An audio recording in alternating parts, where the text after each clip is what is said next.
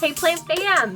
Welcome back to my channel. If you are new here, my name is Jacqueline. This is my jungle, and today I'm talking to you about how to not kill your succulents and your cacti, because that's a thing that we do somehow. I am going to start out this video with a little bit of an unboxing quickly from a company called Succulents Box.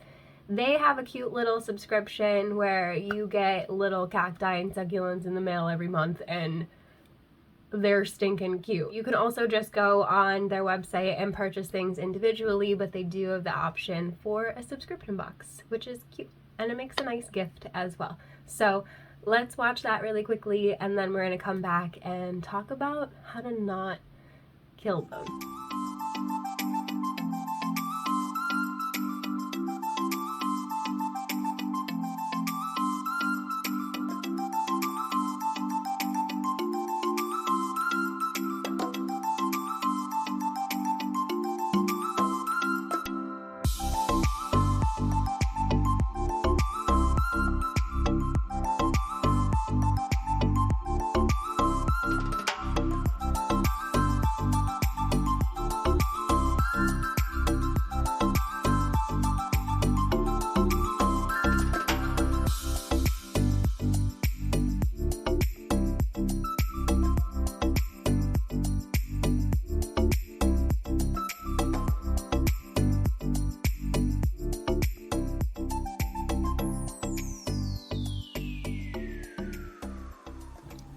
Okay.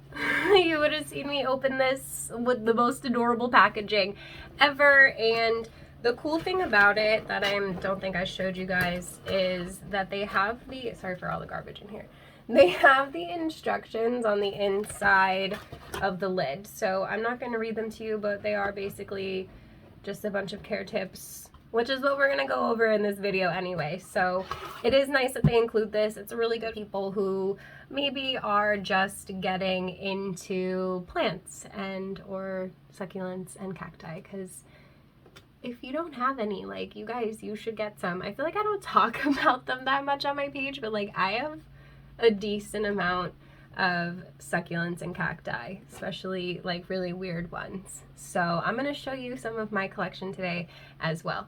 So, okay, let's take a look at what they sent me a little bit closer. So the first one that I have here is the Kalanchoe Chocolate Soldier. Super duper cute, fuzzy leaves with this beautiful brown color on the edges. I just want to say I love that these come in terracotta. There's a little bit of tape on the bottom here so that the dirt doesn't come out while it's being shipped. It is in a nice little chunky mix, but we'll get there. I just wanted to show you this guy. I'm a sucker for a fuzzy succulent, or just a fuzzy plant in general. They do also send you like little informational cards with, oh, there's no care on the back of this one. There is. There's supposed to be. So it's fine. But it makes it really great for beginners because you know the name of the plant and you've got the care tips on the back. You've got the care tips in the box. It's kind of just like, hey, here's your plants and how to not kill them, you know? So the next plant they sent me were these adorable little bear paws. I don't know the botanical name. I'll put it on the screen for you. They got a little bit dirty in shipping, but these are also fuzzy and soft.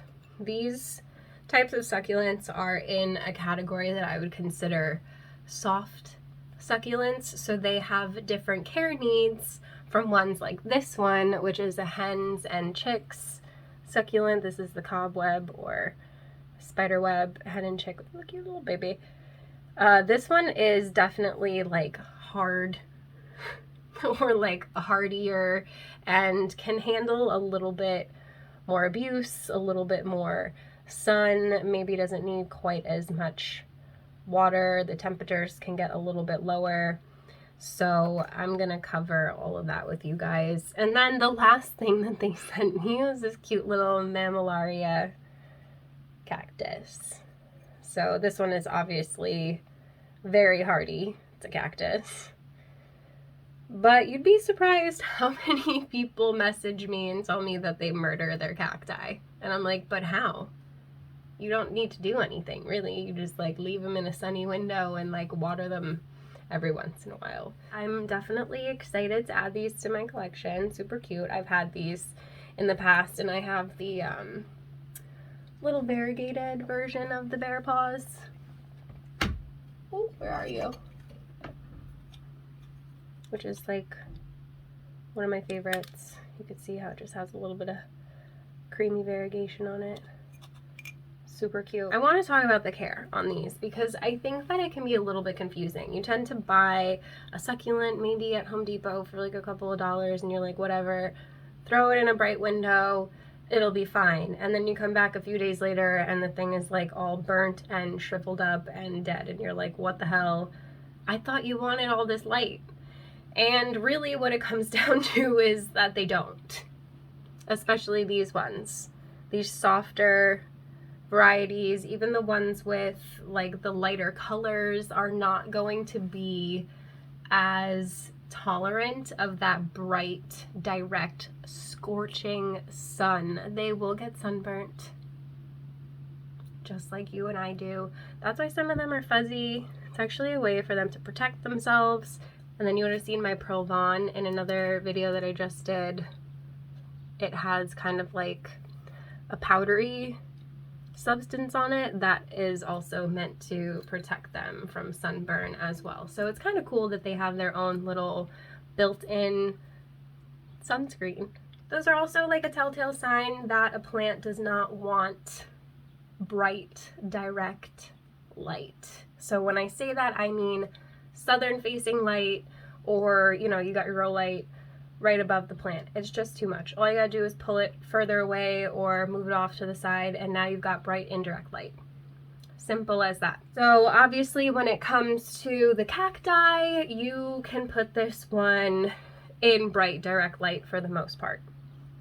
You want to be careful for sure, but these are not gonna burn. They grow out in the desert. They're meant to be tolerant of the bright light and that harsh heat. So the only thing you want to keep in mind is that it's going to dry out a lot faster and you just might have to water it a little bit more. Something like the hens and chicks I could definitely put in a brighter light situation than this one. They can handle living under a grow light in the same space for sure, but this one, if I wanted to put it in a bright window, could handle it a lot better than this one, if that makes sense. Does that make sense? Anywho, moving on to the temperature. Like I said, plants like this one, especially this one, can handle pretty low temperatures, but they do prefer for it to not get below 50 degrees, ideally. I mean, even that's pretty low for them. So they prefer to actually sit at a temperature closer to 70 or even a little bit higher, depending on the variety of the succulent, because that's what they're used to in their natural environment. So you really just want to be careful, especially in the winter time, if you have any by windows that are drafty, if the temperature is dropping below 50 for long periods of time, your plants are not going to like it. They're just not. They're not meant to live in that type of environment, any of them really, but especially these. But I do think that the hens and chicks in particular do a really good job handling cold weather. So this is one that I could actually put outside for a while, and I would just bring it in the winter probably, so it doesn't freeze. But for softer succulents like this, you definitely want to keep the temperature closer to 65, 70 degrees at the least for these. Anything above 80 or 85 might actually be too much heat for them too, which is fine. They'll just dry out really, really quickly. And with plants like this, you can tell they're nice and plump. I did water them shortly after receiving them because they were in the mail for like a week. They hadn't seen any sun, so I had to make sure that I didn't put them directly in bright light right away, and gave them a little drink and just kind of, you know, gave them a little bit of love before putting them directly out into the light. So you can tell they'll get wrinkly and they'll get really squishy. So obviously you can't tell with a cactus. Please don't try and squish your cactus. That's not going to end well for you at all. Okay. Watering. I just said, make sure that it's not getting wrinkly. If it's getting wrinkly, you've waited too long. Like this one, you can tell it's actually really nice and plump since I have it right here. She just got a sip not too long ago, so you can kind of tell the difference between her and this one's looking a little like not so plump. Could definitely use a little drink, but honestly, I think it's just this one little piece of it kind of like isn't doing great. So that's fine though. I'm just gonna propagate it. We're going to talk about how to propagate our succulents in another video. So you definitely want to water them only when they're dry, and since they are in terracotta and in a very like well draining airy mix, you are probably going to have to water them a little bit more frequently, but usually every like 1 to 2 weeks is fine. I'll water my softer succulents more frequently than the harder ones because they are just a little bit thinner and a little bit more delicate, as opposed to this one. It's a perfect example of a succulent that can handle a lot. So this one can get pretty dry. One of the ways you're going to notice with these is the leaves. You see how they're all nice and perked up? They'll actually start to like lay flat and create like this weird dome shape when the plant is not getting enough water consistently.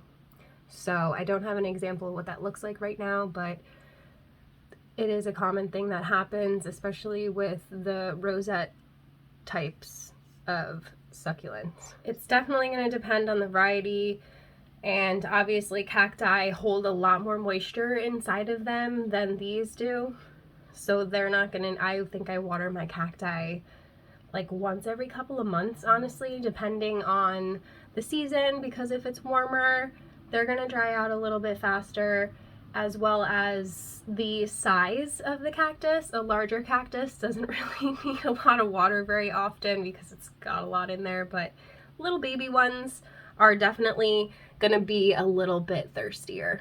Keep bending down to pick them up because I don't know where to put them. So this guy's definitely gonna require a little bit more water than something that's bigger and more established. Not more water, obviously, but more frequent watering. I hope that makes sense. Sometimes you're filming these things and beforehand everything makes total sense, and then you start talking to the camera and all of a sudden your brain just is like, it's like I know nothing about plants as soon as I hit record and I don't understand it. Yeah, I'd say between like 8 to 12 days is probably like the sweet spot for most succulents and some cacti, I suppose. Like I have an opuntia, which is like a really thin cactus, which is definitely going to be more thirsty. So you kind of have to gauge based on like the thickness of the plant as well, because like I said, they hold their moisture in their leaves, which is why overwatering them is the easiest way to kill them. Because if you're overwatering, they're gonna rot and they're gonna die. Or thinking that you could just put it in a sunny window and neglect it, because it'll also die. Again, depending on whether it's thick or thin or soft or hardy is going to determine how often you need to water it, as well as where you have it, how hot it is, what soil it's in, which brings me to the soil it should be in. Usually succulents and cacti grow in more desert environments, so you would want to use a more lightweight, airy, chunky mix. Even like to throw sand in there. You can grow them directly in sand with some dirt at the bottom too. I've bought cacti that were just in sand and they're perfectly happy, and if anything, it just keeps the fungus gnats away, so I'm not mad at it. You want to make sure it's well draining. Obviously, you want to make sure there's drainage holes, and you have to consider what you have it in as well, because this terracotta is going to absorb the moisture, and this is a very well draining mix. It's got perlite and lots of other chunky things in there. It looks like it's got a little bit of like a mossy wetness to it to keep it aerated and fluffy. So this is basically gonna get thirstier faster just because of what it's in. That is pretty much it for talking about these specifically, as well as how to take care of them. So what I did want to show you really quickly were some of my more hardy succulents, just to give you a better idea of what fits into that category. So my star aloe, I have a few of them. These definitely can stand a brighter light situation, and they don't require as much water. They can handle a bit of a lower temperature, and I mean, look at how beautiful they are. They come in so many varieties. They're really weird looking, and I'm not mad at it. And then you also have certain types of Haworthia that are going to be considered hardier than others. This is the Haworthia venosa variety tessellata. It needs to be put into something else because it's out of control in here, but this one can handle a brighter light situation because it is this darker color. It is a thicker, it's definitely really thirsty, it's squishy. It is a thicker succulent, and it can handle a little bit of a cooler temperature as well, so it's okay for me to have it in this window. And then on the hardy scale, we can't forget about euphorbias. I grew this one from a cutting like 2 years ago, and look at all the cute little new growth on it. I really like euphorbias a lot, and this one, let me tell you, this one takes so much crap from me. It is directly pushed up against my window, my southeast facing window that gets scorching sun, and this thing handles it like a champ. It gets really, really hot in that window in the summertime, and it gets really, really cold in that window in the winter. So this guy's been living there for like 2 years, and he's thriving. He definitely gets more thirsty because it dries out over there with the high temperatures, but it's very forgiving. You'll know when this guy's thirsty. He's just gonna get wrinkly and floppy, and I just watered him recently, so he's looking nice. I love euphorbias. I think they're technically succulents, but a lot of people tend to refer to them as cacti. I think they're all technically succulents, even cacti, but I'm not a botanist, okay? Another, I think this is a euphorbia. This is another example of a more hardy plant. It's another one of my favorite euphorbias is the white ghost. And you see this one is in sand. If you dig, there's dirt under there eventually, but I like the sand. The sand is a good look too, so I love this one. I actually got this one for 20 bucks. Not a bad deal, right? And then another example of a cactus that's gonna be pretty hardy is this cute little, this is like a hedgehog or something like that, but it's pink and it's really cute in this little pot as well. So these are all examples of more hardy cacti and succulents. And then I wanted to show you a couple more examples of soft, ooh, my little euphorbia's in the frame. She's so cute. I wanted to show you more examples of soft succulents. Some of my favorite are my cute little baby moonstones here that you can't see because I'd rather focus on my face. In the sand that's fallen out. This one is very, very delicate. I have to be careful about the amount of light and water that this one gets for sure, or it'll start dropping leaves like real quick. I've definitely killed my fair share of these. And then two of the most common plants that we kill. I have the sedum donkey's tail, burro's tail. This is definitely a softer succulent that is going to burn if you put it in really harsh, bright, southern facing light or directly under a grow light. I mean, it might get pretty and sun stressed for a little while, but then it probably won't be happy after that. So you kind of just have to test it out and use your planty intuition. So I want to take this opportunity to show you my string of hearts as well, because it's also a succulent and it's considered a soft succulent. I don't know why I feel the need to do air quotes every time. This one, same thing. The light is probably like this far away from it, so it's getting a little bit of sun stress at the top here, but it's not getting sunburnt, and also just wanted to show you guys her. She's grown a lot since the last time you saw her in my trailing plants video. Yeah, I think that's what it was. So yeah, that is it for this video, you guys. I hope that you enjoyed it. I hope that it was helpful. If I left anything out, because I'm human and I do that, please be kind and leave it in the comment section. Let me know your experience with your succulents and your cacti, what works for you, and we'll chat about it. Hopefully we can help each other keep these things alive, because I don't know about you, but I love succulents. This is actually how I got into plants. I should show you guys my original sedum. I still have it, but I don't feel like getting it right now. So anyway, I hope that you enjoyed this, and if you did, please give it a thumbs up. Don't forget to subscribe. My hair is on my lip again. This happens every time I wear lip gloss. I don't know why I keep trying. Hit the notification bell so you don't miss anything. I'm in rare form today. I apologize. Sweet baby Jesus. Yeah, if you want to support this channel, you can go on over and like my Etsy page, buy some plants from me. If you don't want to do that, I do have my Venmo linked so you can donate to help me keep making content for you. So yeah, if you don't want to do those things, then you can just watch some of the ads and I would appreciate it. Like this video, all of that definitely helps me out. Share it with your friends, all that good stuff. I don't know why I keep playing with it. It's like really satisfying. You guys, I've been in the house all week and I'm starting to lose it. So I'm sorry that I've been such rare form today, but hopefully you had fun and you learned something today. So I'm gonna go now.